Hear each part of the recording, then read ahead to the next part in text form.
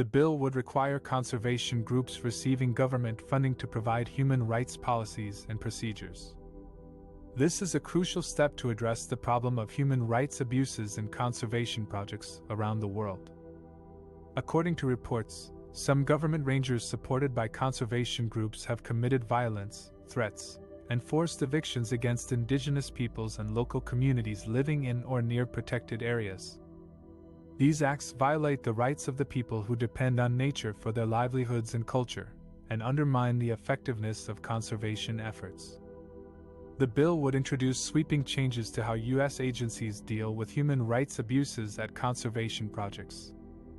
It would require conservation groups to have clear due diligence processes to ensure they do not finance, participate in, support, or promote such projects.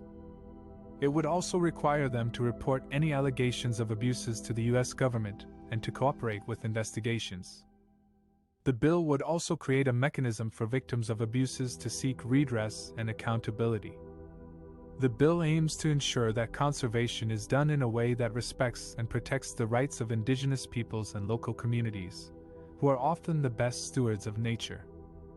By doing so, it would also enhance the long-term outcomes for biodiversity and climate. The bill would also create a mechanism for reporting and investigating allegations of human rights violations by conservation actors. This is a crucial step to ensure accountability and justice for the communities who have suffered abuse and displacement in the name of conservation. Human rights violations by conservation actors are not isolated incidents, but a systematic problem that has been documented in many countries and regions.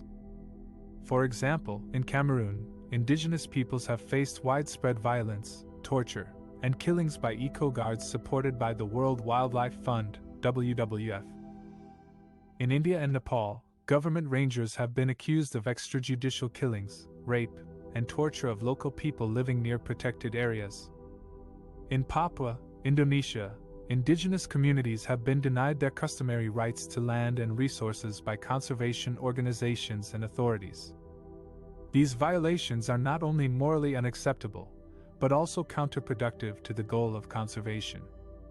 They undermine the trust and cooperation of local communities, who are often the best stewards of nature and biodiversity. They also violate international law and policy, which recognize the rights of indigenous peoples and local communities to participate in and benefit from conservation initiatives. The bill would establish a clear and transparent process for receiving, verifying, and addressing complaints of human rights violations by conservation actors. It would also provide remedies and reparations for the victims, and sanctions for the perpetrators. The mechanism would apply to all conservation actors, including international organizations, businesses, NGOs, and funders, who have obligations and responsibilities to respect human rights in their conservation activities. By creating this mechanism, the bill would send a strong message that human rights are not negotiable or optional in conservation. It would also empower communities to defend their rights and interests, and to hold conservation actors accountable for their actions. The bill would thus contribute to a more just and effective conservation model that respects the dignity and rights of all people.